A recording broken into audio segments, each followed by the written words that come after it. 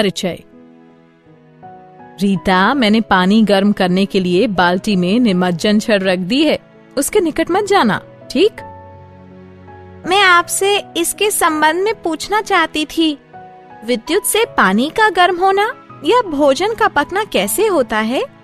जैसे कि आप चावल पकाने के लिए विद्युत कुकर का प्रयोग करती हैं। ये सब विद्युत के तापन प्रभाव के कारण होता है। मैं तुम्हें समझाती हूँ। बच्चों, इस अध्याय में हम विद्युत धारा, विद्युत परिपथ तथा विद्युत धारा के प्रभावों के बारे में जानेंगे।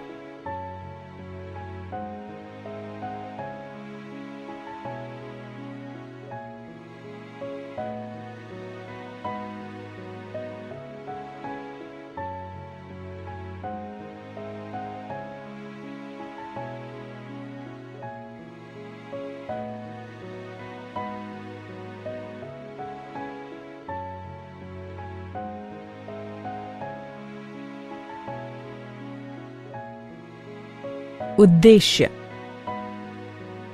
इस पाठ के अंत में आप निम्न करने में सक्षम हो जाएंगे: विद्युत धारा व परिपथ को परिभाषित करना, विभव व विभवांतर को समझना, परिपथ आरेख की विवेचना करना, ओम के नियम का वर्णन करना, उन तथ्यों को समझना जिन पर चालक का प्रतिरोध निर्भर करता है, प्रतिरोधकों की प्रणाली के प्रतिरोध का वर्णन करना, विद्युत धारा व विद्युत शक्ति के ऊष्मीय प्रभावों का वर्णन करना।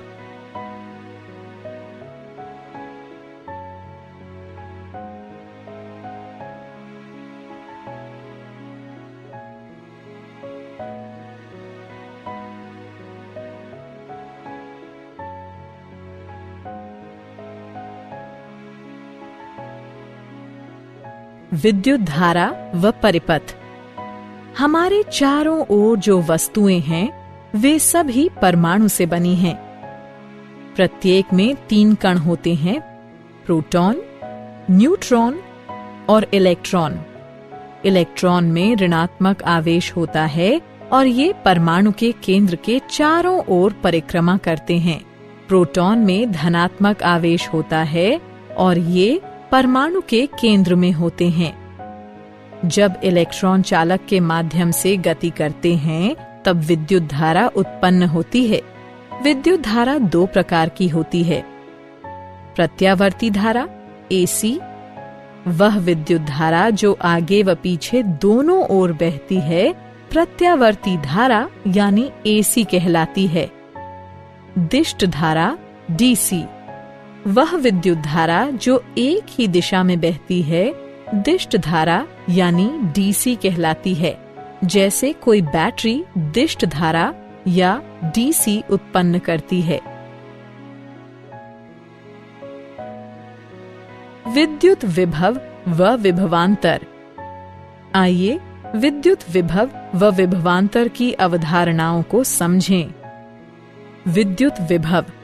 विद्युत विभव एक अदिश मात्रा है जिसे फाई, पाई ई या V द्वारा व्यक्त किया जाता है। यह एक बिंदु है जिसे किसी अवस्थिति पर किसी आवेशित कण की विद्युत विभव ऊर्जा को कण के आवेश से विभाजित करके प्राप्त किया जाता है।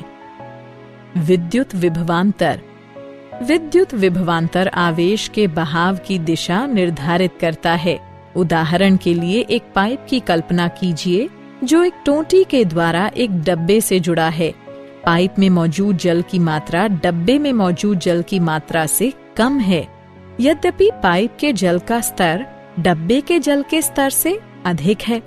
जब टोंटी खोली जाती है तो जल पाइप से डब्बे में तब तक जाता रहता है जब तक कि पाइप और डब्बे दोनों का जल स्तर समान न हो जाए।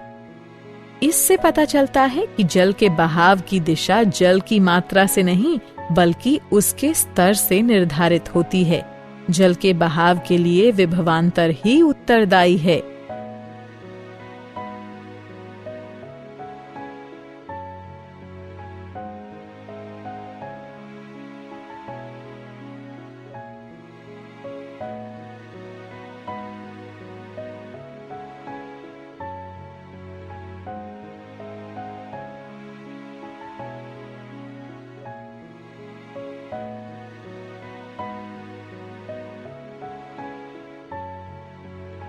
क्या आप जानते हैं?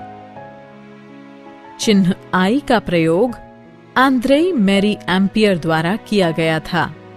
जब उन्होंने 1820 में बल के नियम की खोज करके एम्पियर का बल नियम सिद्धांत प्रतिपादित किया, तब विद्युत धारा की इकाई का नामकरण उनके नाम पर ही किया गया।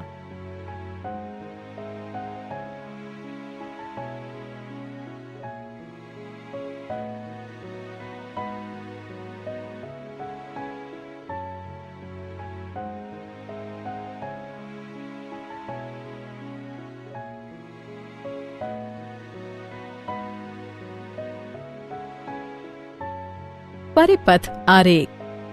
विद्युत परिपथ को एक योजनाबद्ध आरेख द्वारा भली भांति व्यक्त किया जा सकता है। कुछ पारंपरिक चिन्ह हैं जिनका प्रयोग आप परिपथ आरेख में प्रयुक्त होने वाले अधिकांश तत्वों को व्यक्त करने के लिए कर सकते हैं। ये रूढ़ प्रतीक नीचे दर्शाए गए हैं। ओम का नियम। ओम का नियम वोल्टेज व विद्युत धारा के बीच के संबंध को इंगित करता है। यह बताता है कि दो बिंदुओं के मध्य किसी चालक के द्वारा जाने वाली विद्युत धारा उन दोनों बिंदुओं के मध्य के विभवांतर के प्रत्यक्षतः समानुपाती होती है। जब I एम्पियर की इकाई में चालक के द्वारा जाने वाली विद्युत धारा हो, तो V वोल्ट की इकाई में चालक के सिरों के मध्य का विभवांतर तथा R ओम की इकाई में चालक का प्रतिरोध होता है। वे कारक जिन पर किसी चालक का प्रतिरोध निर्भर करता है। ऐसे 3 कारक हैं जो किसी चालक के प्रतिरोध को प्रभावित करते हैं। ये हैं मोटाई, लंबाई और तापमान। मोटाई किसी चालक का पर खंड क्षेत्र या मोटाई की तुलना किसी गलियारे के पर खंड से की जा सकती है। यदि गलियारा चौड़ा है तो वो अधिक धारा को जाने देता है। यदि गलियारा संकरा है तो धारा का उससे गुजरना कठिन होता है। ऐसा परखंड क्षेत्र के कारण होता है जो कि बहाव की उच्च दर को रोकता है। लंबाई किसी चालक की लंबाई गलियारे की लंबाई के ही सदृश है। छोटा गलियारा लंबे गलियारे की तुलना में अधिक ऊंची दर पर गति करने देता है। तापमान तापमान किसी चालक के प्रतिरोध को कम प्रभावित करता है। जितना उच्च तापमान होगा उतना ही उच्च प्रतिरोध होगा। उदाहरण के लिए जब आप प्रकाश बल्ब जलाते हैं तो पहले तो तार ठंडा होता है और उसका प्रतिरोध हल्का होता है, किंतु जैसे ही तार गर्म होता है तेज प्रकाश देता है और प्रतिरोध को बढ़ा देता है। क्या आप जानते हैं, जब आप तार की लंबाई को 2 गुना कर देते हैं तब तार का प्रतिरोध भी 2 गुना हो जाता है, जबकि जब आप तार का परखंड क्षेत्र 2 गुना करते हैं तो प्रतिरोध आधा हो जाता है।